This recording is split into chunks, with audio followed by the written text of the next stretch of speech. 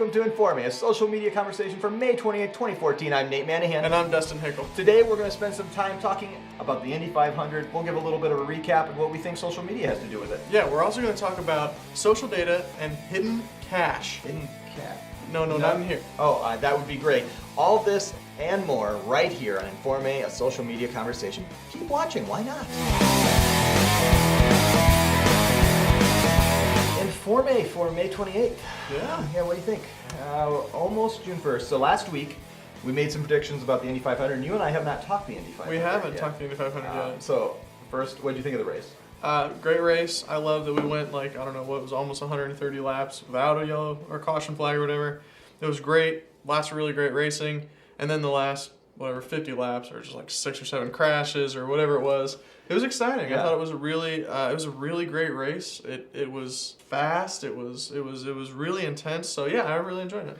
And it jumped in. I liked one that for the racing side, they red flagged it and let it finish under green, and I was excited. I really wanted, at the end, Ed Carpenter was my guy. He got in a wreck, was out. So I wanted Marco and Greta Green. He wasn't gonna make it in those last couple of laps, and so I was glad Ryan Hunter Ray kept. Yep. As much as Helio Castroneves has been great for racing, and he is Dancing with the Stars and all that he's done, he didn't need his fourth win. Ryan Hunter Ray got his. I was glad to see that. Now, anything that stood out. These are big events, big racing day. You had the first race was some Monte Carlo race that you could watch in the morning. I didn't watch it. And then you had the big two, the Indy 500 and the Coca-Cola 600. I'm not a racing fan, but this is always one day that I pay attention to things. Are there things about social media that you noticed or interacted with that was... Man, that's a good question. That stuck out to you as it going on? And did you interact with social media? Or you know what? At all? That's a good question because I didn't. Yeah. I usually, in those sort of situations, try to unplug a little bit from social media and try to kind of go off the grid a little bit and enjoy time with family and friends and actually having those real personal relationships. So I did notice that a lot of commercials, even the race, there are hashtags everywhere. Join the conversation using this hashtag. You join the conversation using this hashtag. But you know what? I didn't jump in, and I was actually really, really pleased to have not jumped in because I could just enjoy the race. Sometimes you just have to sit back and actually just watch the television now. Yeah. Now, we know that a high percentage of people are not doing that and unplug. And I watched the Indy 500 passively for a good portion of it and then watched the end. And I did like you. I didn't jump in. I didn't have my iPad on my lap. I've been watching the Pacers, and I always, in the debacle, may they please win. Total loss. But I watched that with my iPad in my lap, and I'm refreshing Hootsuite all the time, watching what people, and I have a whole Pacers stream that I follow and things like that. I didn't do that with the 500, though the first thing I did do when I jumped into it to find out what was happening, because I didn't catch the beginning of the race. I'd been at church, didn't get back to get the race on, didn't see the first couple of laps. I think I was 30 laps in by the time I got it turned on. And I went to Twitter to find out what was going on. I also noticed that brands were trying to engage so hard in the 500 and the Coca-Cola 600 specifically in making people see that their logo was on one of the cars. Yeah.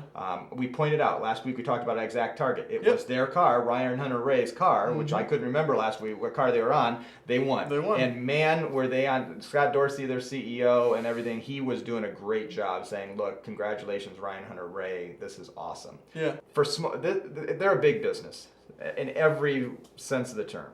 And it costs big money to be on there. Is there anything you thought about that, hey, the small business might be able to engage when you have a big event like the Indy 500? Well, yeah, I mean, we've talked about that before. If you have a big event like that where people are actually engaging and being involved and sharing their opinions, that might be a good opportunity for you to break out of the business shell a little bit, if you would, and just kind of converse with people, build some relationships, especially... I mean, if you were in Indianapolis or if you were in Ryan Hunter Ray's hometown or whatever it was, you've got a real opportunity there to interact with people who are cheering for the same guy that you are. As far as competing with Coca-Cola, that can be really tough because obviously they can slap their logo onto anything they want right now. But I think there's a real powerful opportunity to build relationships and kind of have that more personal, people-to-people sort of conversation. Yeah, and I think here's my new theory on this, is how to do it as a brand. Those brands that are so small that the person and the brand are inseparable, then jump in and tweet all you want about the 500. here's how I would do it, and I think I'm going to start doing this for Salcha in our brand. Most people who follow Salcha, hopefully, probably are not interested in the Indy 500. Yeah. And so 1 to 2 tweets is probably enough. And they don't want to see a live, hey, did you see that great accident? Or it's been 75 laps, 85 laps, 90 laps, no yellow flag. And I could just keep tweeting that and say, that would totally annoy and goes outside our core competency. Right. But one retweet for that of my own personal account, my NK Manahan account to the Salcha, may help people see, hey, NK Manahan, who no matter what I put in my profile, I do speak for the brand of Salcha. Yep. I can't, these are my own thoughts. Yes, they are my own thoughts, but they reflect what goes on to Salcha. Mm-hmm. And get engagement over in my personal account on something like the Indy 500, and then use my personal account to get them back to Salcha at times. Sure. I think there's a partnership there, and I've been noticing brands are doing that. I noticed that with Exact Target, using them again, that their CEO came out on his personal account and tweeted things, and then they also tweeted things from Exact Target, and those are very different things, but also working simultaneously. I think it's an important thing. That was my takeaway.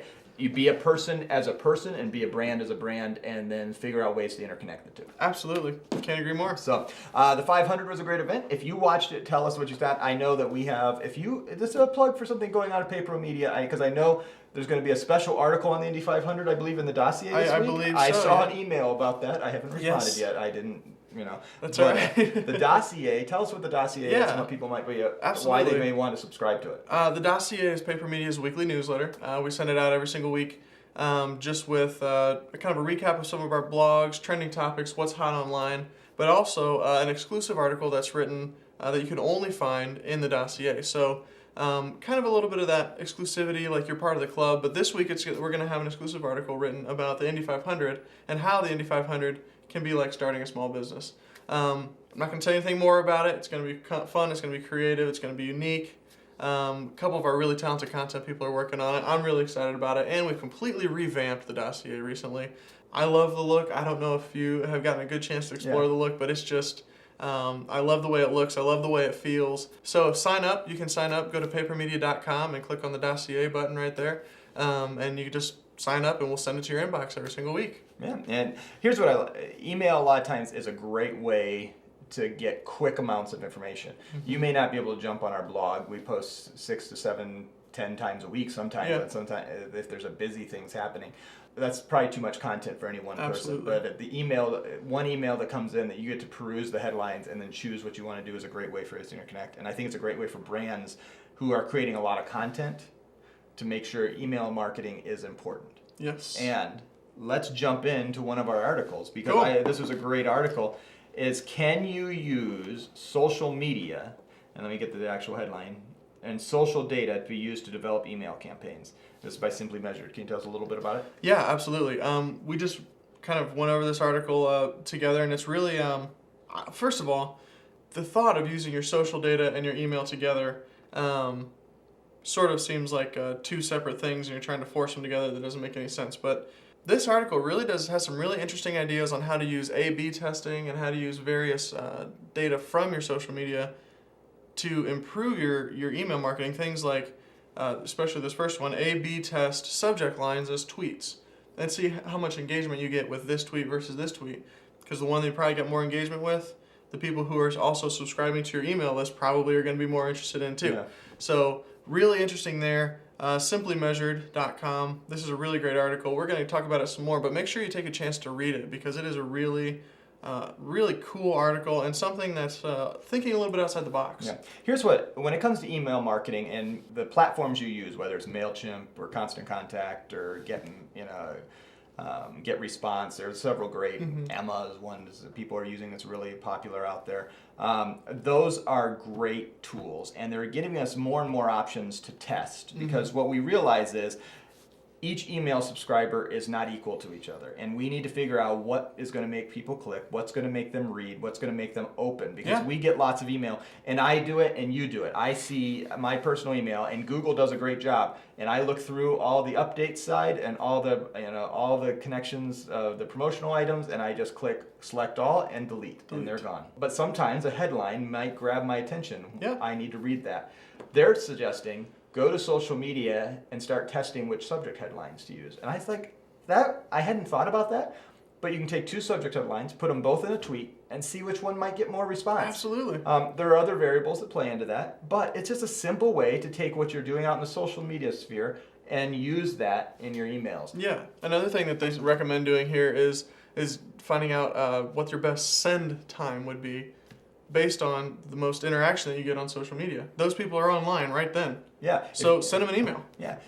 Because I don't know what the stats are, but if you're using Facebook and you're using Twitter, you're probably opening your personal email. Here, really what I see here is that omnichannel marketing is so important. Not just using email, not just using social media, not just using print, not just using billboards, not just using the yellow pages, whatever those are. You have to put all that together, and all the information is relevant. It's called, a lot of times we refer to it as big data. And what you do on social media affects what you do in your direct mail campaign, that affects what you do in your e-newsletter, that does your email marketing and your sale couponing through your app or whatever else. Yeah. And start connecting the pieces all together. It's one big piece and puzzle. And we have to realize that what happens on Twitter doesn't stay on Twitter. It has effect and both directly and indirectly to what goes on in so many other areas of our marketing and us as a customer service and our whole business. Absolutely. So don't forget to use that data. Make sure you look at that data, analyze the data, find out what's working, what isn't working, why, where, how, and then put it to use across the board. So let's think about that. One of the things we were testing this week is we put a picture of a person up, and we put Jimmy, who runs our Twitter account a lot of time. Now, when I did that last week, I failed to recognize that he was going to be out of the office this week. That's right. So it wasn't a perfect test. Know all your variables. Yeah. Sometimes you don't ask the right question. I went to Jimmy, I said, hey, can I put your picture on there? You do all the tweets. And he has been tweeting. He pre-programmed some tweets for us, but he's out of the office this week, so he's not responding. So, it wasn't a perfect test market to even figure out whether it made a big difference. But we will look and see, did we get more follows? It's not been a full week, so we haven't been able to do that yet. Yeah, and that was a really interesting test. I don't know. I just want to explain a little bit more. We took the Salcha logo completely out of the profile picture and put in someone's face just to see if a human connection drove more engagement. And the next step is what I want to do is take a picture that somehow integrates a person and our logo and our branding standards somehow. And that probably takes some design. So we'll think about that. Because I always like when I go to some of these places and their logo is not just their logo, it's their logo that's emblazoned on a side of a car. Yeah. Or that is, I like that picture. I like that you can use something in context. So can we do that with real people somehow too? It's a limited amount of space. We're going to have to dream and start thinking. If you have ideas, we'd love to hear it. And maybe ways that you're using it. We're going to start watching what's going on there. What I wonder is, our second article that we're going to talk about today is this Time article that I just came across, and it just kind of grabbed my eye. And it just simply titled, "An anonymous real estate magnate is giving away cash on Twitter." Literally in San Francisco. Why are we here?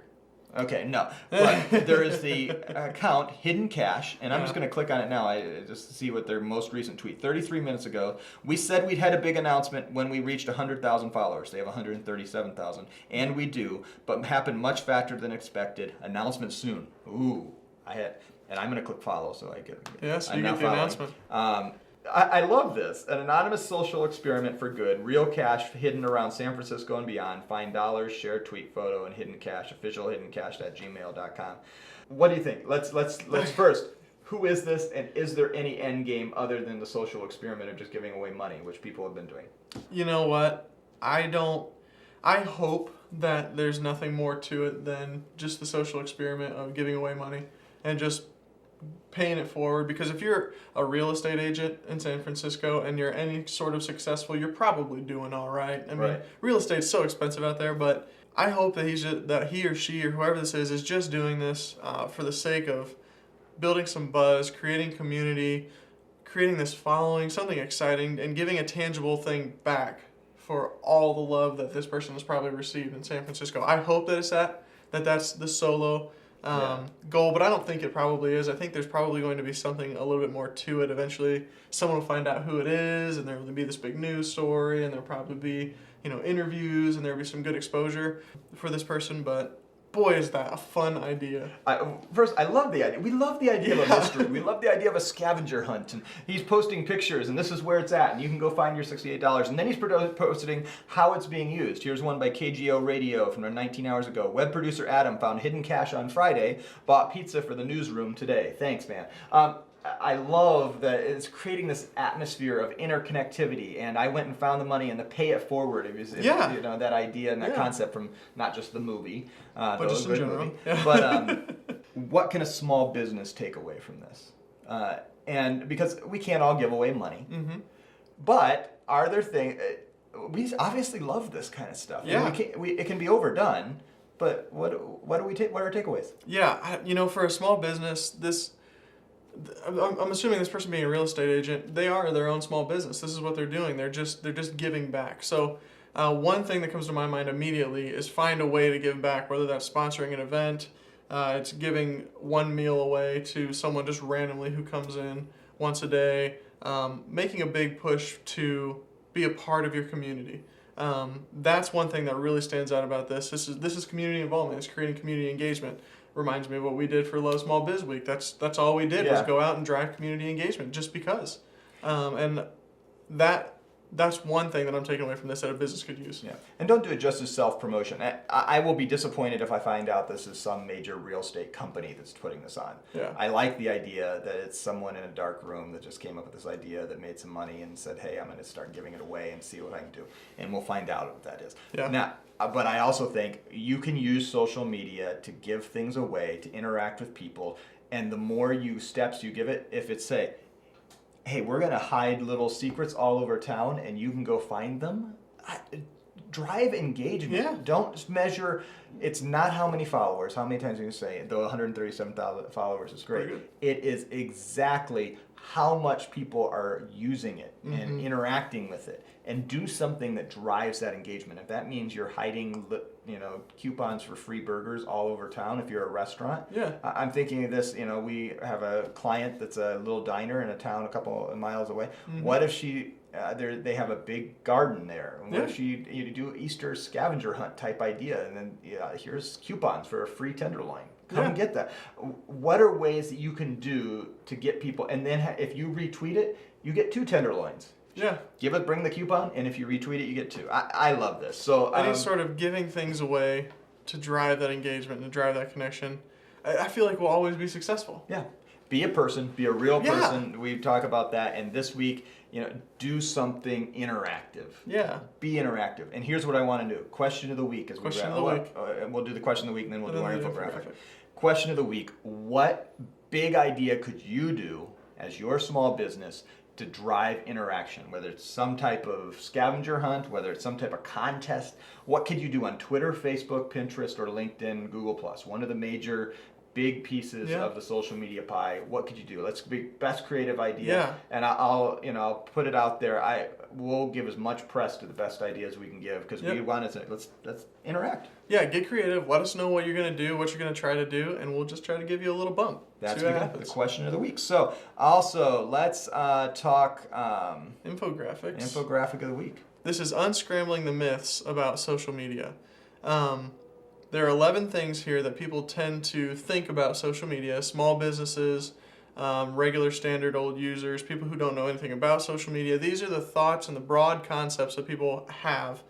And he labels them as out of sync, and then he corrects it and says this is what it's like when it's in sync. I'm going to go ahead and jump in and grab a couple. You can grab a couple too. The first thought that's out of sync is that my 18-year-old texts just like I do.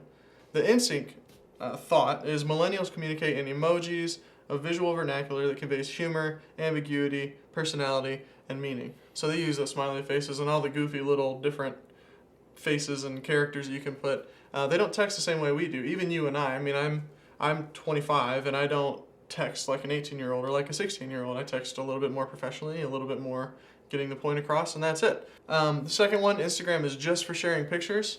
That's not true. There's tons of e-commerce potential there. We've talked about that before. When you post a picture, put the description down there and say, yes, the link is up in the description. If you want this shirt, the link's in the description. They can click, land on your website, buy, 2 clicks later. So don't just think of Instagram as simply a place for sharing pics. There's a lot of potential for e-commerce there, especially if you get creative. There's several that are interesting because they talk about how we have misconceptions of Twitter. That Twitter serves the out of sync is Twitter serves as a primary second screen platform during live TV events, and it says the in sync Twitter's skewed demographics make it an inaccurate indicator. And then the one before that's number 5. Number 2 is Twitter is a reliable barometer of broader public opinion.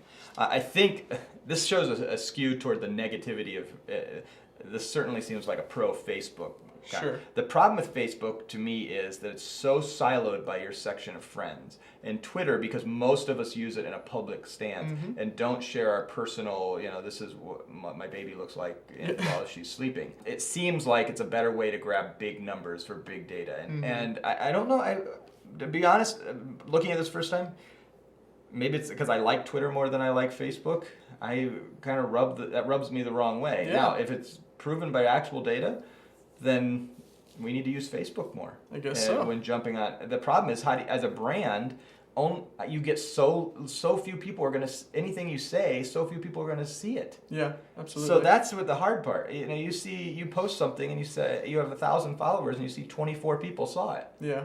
You start running into those problems. Twitter has at least an engagement on something that's live and going on and around a hashtag. You have a much higher engagement rate if you're using it properly. Absolutely. At least to me. So this we're disagreeing with this here a little bit. I agree with you there that I think the one that Facebook outpaces other social networks as second screen activity is way off base. I don't think it's even close. Maybe it's number of mentions, because certainly Facebook has so many more users that when you multiply it out, how many people mentioned that they watched 24 on Monday night on Facebook versus how many mentioned it on Twitter, it's always going to be more on Facebook just because they have a larger group of people to start with. Now, how much engagement, interaction, and how much success a brand would have in jumping into that engagement, Facebook is a really hard silo to get into unless you're going to pay big bucks to get it in front of people's eyes. Absolutely. So take away from this, if you're going to try to get into a conversation on the second screen, we recommend going to Twitter. We think that that's the most powerful and also gives you the most potential to actually connect with people and build those relationships. Yeah. How about let's talk, can I throw one last one? Number 11, the last one. Yeah. Watching TV online is more popular than watching live stream gameplay. And that's the out of sync. And what they're saying is that's not true. And I just recently have been introduced to this live stream gameplay. I am not a gamer. Yeah. Never have been. But there's some people in the office here, and they were trying to introduce me to a game that had been out for multiple years that they were playing. And they jumped on and started showing me all these Twitch things. Yeah. And it was showing me these live streams of people that are playing this game. And I was like, what in the world? And then a week later, I learned that Google's trying to buy Twitch for $1 billion. Okay, what does this say about social media? What does this say? Because I was out of sync. Yeah, oh yeah, me too. What's this say about 18-year-olds that we're going to be marketing to, or 16-year-olds, and what they're what does this? I don't know. What does it say? For me, you better be able to get your brand. If you're a big brand, I mean, being small business, it's hard. But for the future of the advertising as we know it, the Coca-Colas, the McDonald's, you better find a way to get your brand in one of those games through the gameplay or in an ad or somewhere or another. Like, for example, when I play Madden, like Madden 2012 or Madden 2013, the game is always brought to you by Coca-Cola. Right. And it's like, okay, right at the very beginning, the announcer says it like it's a real live broadcast. In the game, they've got it. In these other sorts of games, the war games and more things like that, it's going to be harder and harder and harder to get your message out there. Unless, of course, Google does buy Twitch, and then your Google ads might just show up right there. Well, and start thinking about, if I want to reach a 16-year-old, it may not be that I, put my elevated tweet or Facebook message or my Pinterest board, but I may pay that somebody that I know has 1,000 of their friends watching them play this game live to wear my hat or my T-shirt, or at the end of their game go, hey, I'm going out to eat at, or I bought this shirt at, or there's product placement opportunities for the live stream audience, and it certainly will lose its credibility if we do it too much. But as a brand, starting to connect in a smaller group, because what we realize is, yes, there are ones that have 10 million viewers at once, literally, on these Twitch networks. But there are also people that are sitting around and watching 100 of their friends are in their small communities and watching their other friend play this game. Yeah. What can you do to interact with those people while they're playing in the game? Whether it's jumping in and watching it and commenting and interacting with them, or product placement. There's several ways to do it. And we don't think about that, but if we want to reach a younger audience and we want to market to them, and their millions and millions are watching that instead of buying an ad on Hulu or buying an ad on Vudu or jumping in and getting on with the different apps and getting whatever it is. Yeah. we may be able to do it. I don't know. I'm just thinking that one jumped out to me. Absolutely. I think we need to put a couple T-shirts in the mail and send them out across to these people who are playing video games on Twitch. There's our product placement. That's what we'll do. All right. So lots of things to do. Again, our question of the week this week is, what can you do on social media that will drive some type of engagement, something big? Maybe it's you're giving away money, and if you're doing, I'd love to know what you're doing. And by next week, hopefully, we'll know what the big announcement is. Yeah. But all these things, the infographic, all this, we want you to interact with us. Tell us what you're doing on social media, and how can they connect with you, absolutely. Dustin? Connect with me on Twitter at Dustin Hickle or on Google+, Dustin Hickle. We can circle up there. Interact with me on Twitter. I'm a Twitter lover, NK Manahan. I haven't been as active as I want to, but I want to continue to do. I read everything that ever comes into me, and if I'm ever mentioned, I always mention right back. So if you would do that, I'm lonely. I want to talk to you. But you can connect with Salcha all across the board, and I am usually managing anybody who tweets at Salcha, either Jimmy or I, or someone jumps in, and we make sure we interact with you. We want to become more of a useful tool for small businesses, medium-sized businesses, of how to use social media. And do it on the channel too. We talk about all kinds of stuff, because maybe we'll talk about how product placement in gaming. You never know. And that obviously has social media implications. Yeah. So, all right. Thanks for watching. We're done. We'll see you next time.